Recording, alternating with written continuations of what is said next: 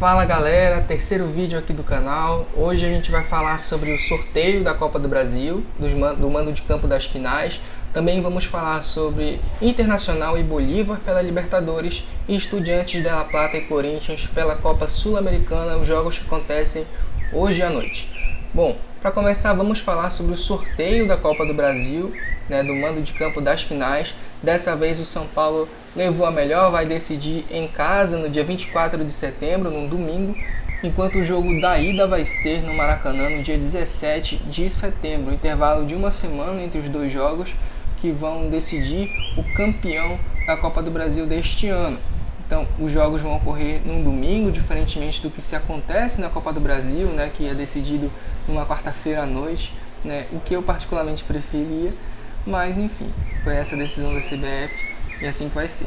E agora falando sobre Internacional e Bolívar pela Libertadores, jogo que acontece hoje às 19 horas com transmissão do Paramount Plus. O jogo de ida foi 1-0 com o gol do Ener Valencia, que até agora foi um grande reforço para o Inter.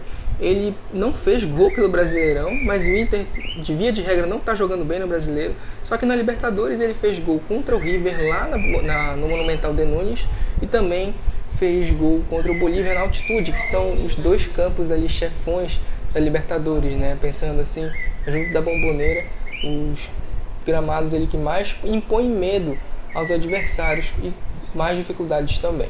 Para o Inter basta um empate. A derrota por um gol de diferença levaria o jogo para os pênaltis e a derrota por mais de 2 gols ou mais, daí daria a classificação para o Bolívar. O Inter, sem grandes dificuldades, deve vencer o jogo, já que o Bolívar é um adversário que costuma vencer só na altitude, e isso tradicionalmente, não só esse ano. Só que esse ano eles estão melhorzinhos, então é importante tomar um cuidado, não ir totalmente afoito para a partida. Eles conseguiram vencer só um jogo fora de casa nessa Libertadores, que foi contra o Cerro Porteño por 4-0 na primeira fase. Então, assim, eles não podem ser totalmente descartáveis. O Inter deve ir a campo com Rocher, Bustos na lateral direita, Igor Gomes ou Nico Hernandes na zaga, já a gente comenta isso, Mercado, também zagueiro, e René na lateral esquerda. No meio campo deve contar com Johnny, Maurício, Arangues e Wanderson, e no ataque com Alan Patrick e Valência. Essa é a escalação provável, segundo o Globo Esporte, mas a gente sabe que o Wanderson normalmente vai mais para o ataque do que o Alan Patrick, enfim. O Inter ele tem esse problema muito grande agora com a lesão do Vitão, que se contundiu contra o Flamengo na última partida, pelo Campeonato Brasileiro. O Inter agora tem que apostar ou no Nico Hernandes ou no Igor Gomes. Eu acho que eles vão de Igor Gomes, porque o Nico tem falhado muito, pelo Campeonato Brasileiro. Então, assim, é difícil que se confie nele num jogo desses assim. Mas, vamos ver, O Nico se provou ali ser um bom jogador no Atlético Paranaense. Ele tem chance de reverter isso daí. O GE também destacou que Arangues e Mercado estão pendurados, então caso eles tomem cartão hoje, já ficam suspensos para a primeira partida da semifinal. Então é muito importante que eles tomem esse cuidado e que o Inter, se abrir 2-3-0 no primeiro tempo, já substitua logo eles, porque os cartões eles não são zerados para as semifinais, como é visto em outras competições. Então o Arangues tomou cartão nos 2 jogos contra o River Plate, e o Mercado tomou contra o River Plate no Monumental de Núñez e no primeiro jogo contra o Bolívar na semana passada. Então são 3 cartões para suspensão. A última vez que o Inter esteve na semifinal da Libertadores foi em 2015, quando foi eliminado pelo Tigres do México, que avançou à final daquela edição. E também a última vez que foi campeão foi em 2010 contra um time mexicano, outro time mexicano, o Chivas Guadalajara. Caso avance, o Inter receberá 2 milhões e 300 mil dólares, o que equivale ali a mais ou menos 12 milhões de reais. Isso só com a classificação, no caso de empate, Caso vença o jogo, ainda tem um acréscimo de mais 300 mil dólares nessa premiação, o que é muito importante para um time que precisa pagar salários, enfim, como todos os times profissionais. Agora falando de Corinthians, o empate também basta para a classificação, já que o Timão venceu a primeira partida também por 1-0, só que dessa vez o segundo jogo vai ser lá na Argentina, vai ser na casa do Estudiantes de La Plata, que é um time muito maior, muito mais tradicional que o Bolívar e com certeza muito melhor também. O grande desfalque, né, agora é a venda do Murilo. O Corinthians já perdeu o Roger Guedes, o Murilo, que para mim eram os dois melhores jogadores do time. Eu não conto muito o Renato Augusto porque ele vive machucado. Quando ele joga, eventualmente, ele é o melhor.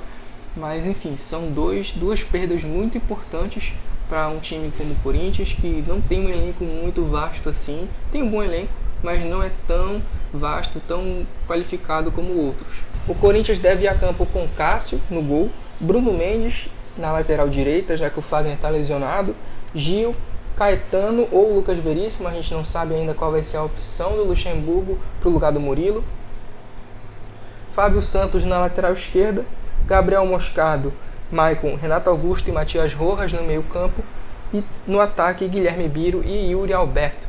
Né? Outra coisa que a gente vai comentar também é sobre o Guilherme Biro.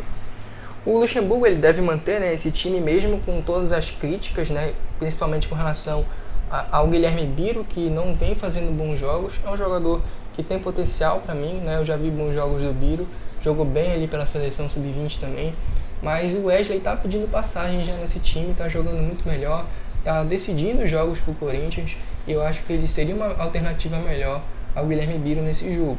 Né? E também com relação ao Gil, que agora com a venda do Murilo, menos um zagueiro, né? Eu acho que a zaga titular deveria ser Bruno Mendes e Caetano ou Lucas Veríssimo, com algum outro lateral direito, né? Só que o Corinthians não tem lateral direito reserva.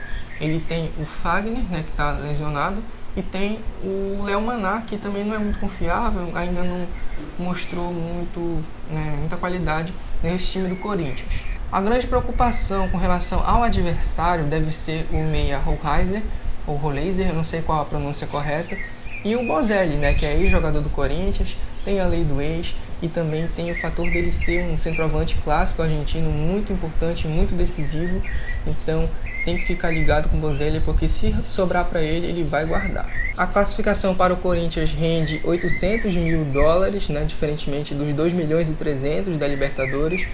Isso sem contar caso de vitória. Caso o Corinthians vença o jogo, ele ainda vai ganhar mais $100 mil, né, que essa é a premiação por vitória na Sul-Americana. O jogo é às 9h30 da noite, com transmissão na TV aberta do SBT, na TV fechada da ESPN e no streaming do Star Plus. Bom, esse foi o vídeo de hoje. Amanhã a gente vai falar sobre Palmeiras e Botafogo, né? Palmeiras que joga pela Libertadores, Botafogo pela Sul-Americana.